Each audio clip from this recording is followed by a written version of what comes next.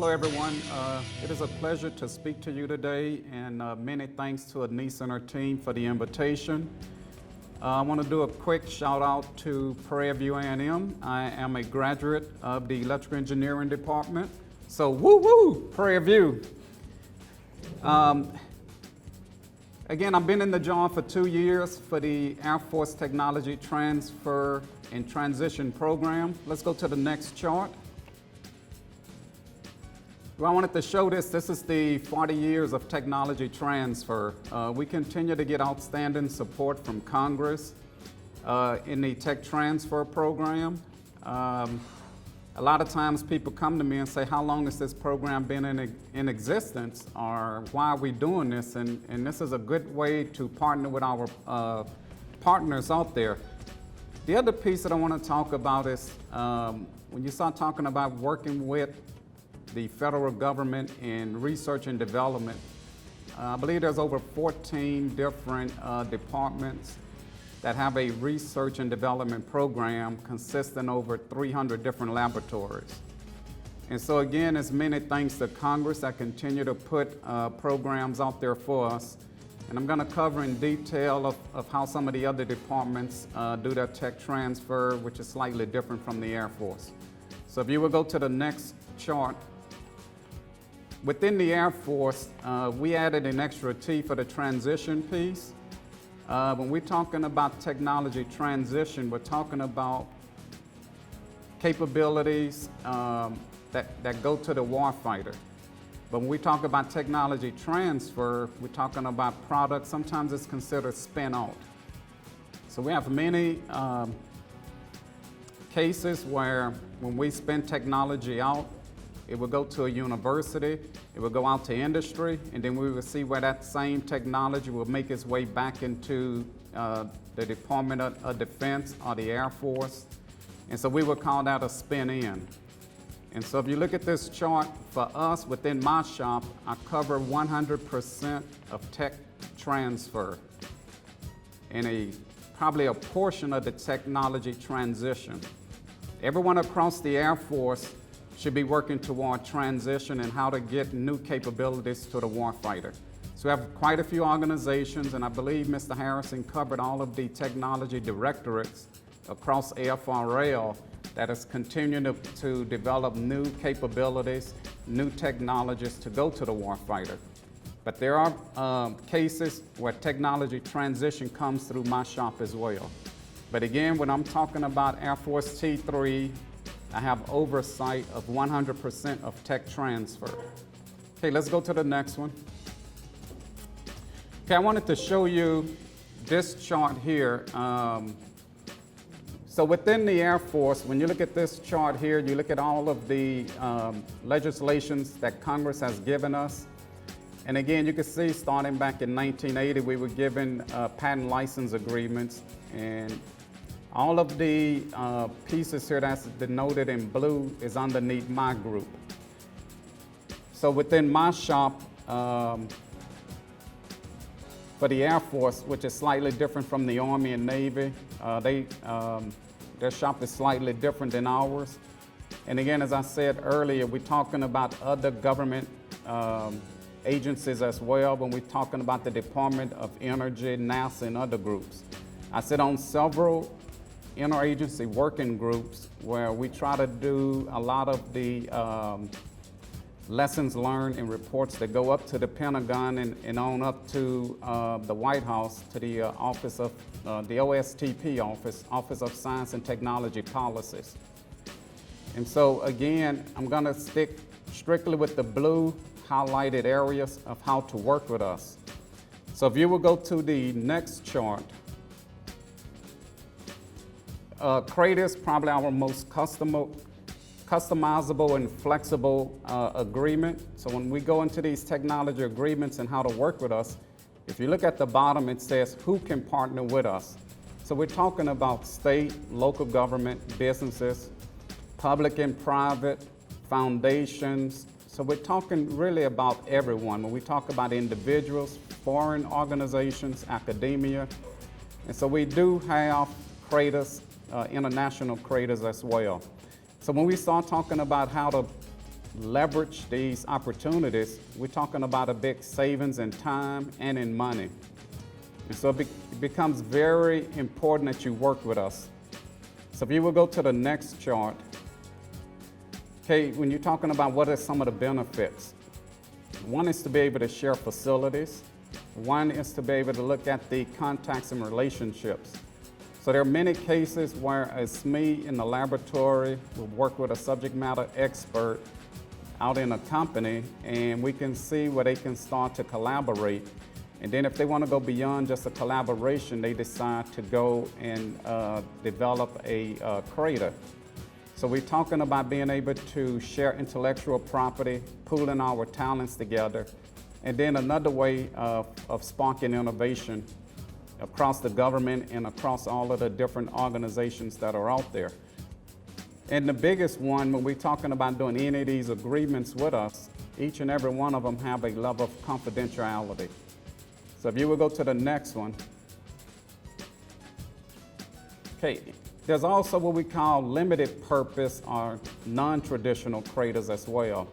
And one is the non-disclosure agreement, and then the other one is a material transfer agreement, where we're able to collaborate and transfer and do experiments for each other or for a company on their materials or testing. There's a lot of times where a company will come to us and say, hey, we have this new device that can do X, Y, Z, and so we would say, hey, why don't we put this in our laboratory and we can test that for you. So again, it is another way for the Air Force to learn more of all of the different materials that are out there, and it's another way we usually provide the results back to the collaborator. And so once that piece is done, there's no further collaboration. And I also forgot to mention too, for all of the NDAs, it's just a 1 year with no extensions. And if you want another NDA, you would have to do another. You would have to put another one in place. Okay, let's go to the next one. The information transfer agreement is another authority that we have, and it's mainly around software. And this is where we're able to transfer government-developed software to industry and academia, and it's really for the use of government and the commercial research and development. And there's usually a MOU version available. And again, it also might be used to share ITAR restricted software and classified information. So if you go to the next chart, we can talk about the benefits. And so we're talking about evaluating and how to participate in a continued development of a software application. And we're talking about if we want to develop code or interface with the software. The user is granted a non-exclusive, non-transferable right. So if you want to transfer any rights or use it outside of the Air Force, you're going to have to get permission from us.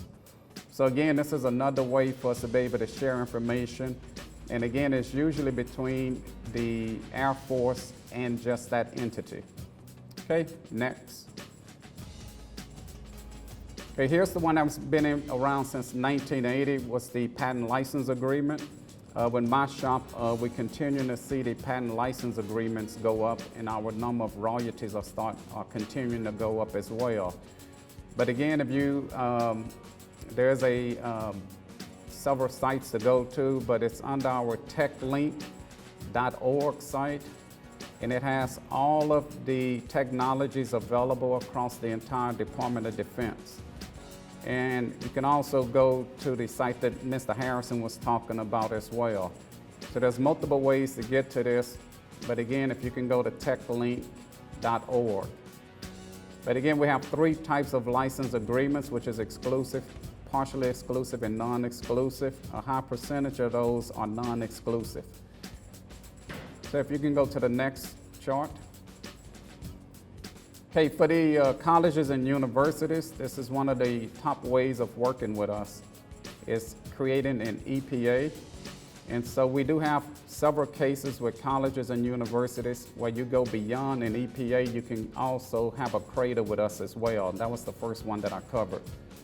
So for us, there's a big benefit because we get to involve students in the laboratory, And then we also get to look at the students to develop the future pool of scientists and engineers.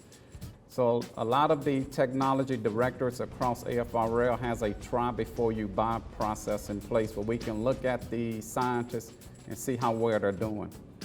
The other one is that we will increase the awareness and visibility of our military technologies. And at the same time, we're also looking at potentials of commercializing military capabilities to the outside. So for each educational institution, this is a good way to get your hands on equipment.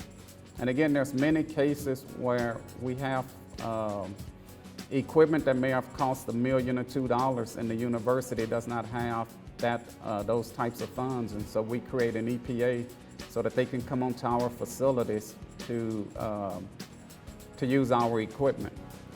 And it also provides the students opportunity and faculty to work on a defense project. And it also improves the students to learn more about STEM or to go into a career of STEM. Let's go to the next chart. And so when you're talking about a EPA, what can we do? The big one is loaning defense equipment to you. The other one is if we have a surplus of computers, there are many times where we may donate computer equipment to the local schools. So this is K through 12, all the way up through college, up to a PhD. Any educational institution, we can create an EPA.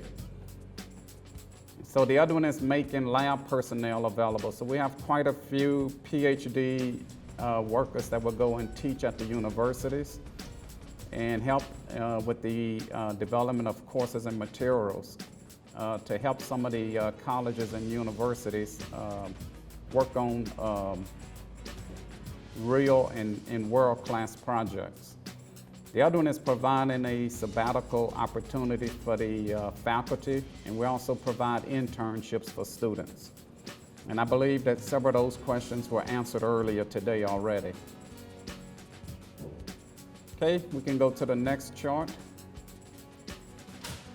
Another agreement that we have is called a commercial test agreement. And again, where we're making government equipment available and materials to any person or entity for the use of independent research programs. And again, this has to be in a non-interference basis. I mean, if we're already using the facility or the equipment, it has to be to where it doesn't interfere with our testing. But again, we do make quite a few things available underneath this as well. So you see in the charts, it says equipment and materials only can be used for research and development. Okay, let's go to the next chart. And so underneath the commercial test agreement, for us, it broadens the access, to the unique research and test reports capability. And as well, we're talking about all of the tests that when we're working with you, again, the word confidentiality continues to come up. So we keep all of that between us and the group that we have the CTA with. Okay, let's go to the next agreement. Okay. Mr. Harrison talked about us having partnership intermediaries. He showed a chart. So again, this is where we look at a local or state or nonprofit entity where we're looking at creating an ecosystem. Within AFRL, we have several peers right outside of the gate to help us when we're talking about advising and evaluating and acting as a partnership with us. The one outside of Wright Pat is Wright Brothers Institute, and we also just stood up last year Apex, which is with Wright State University.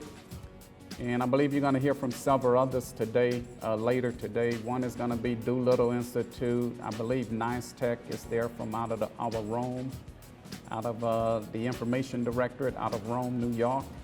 And there should be two peers out there. One is Griffiths Institute and Nice Tech. So again, Mr. Harrison covered that and he showed a chart of it. But again, many thanks to Congress for creating Title 15 and Title 10. This gives us a lot of flexibility. So if you will go to the next chart, you can see all of the potential and the value of having a partnership intermediary.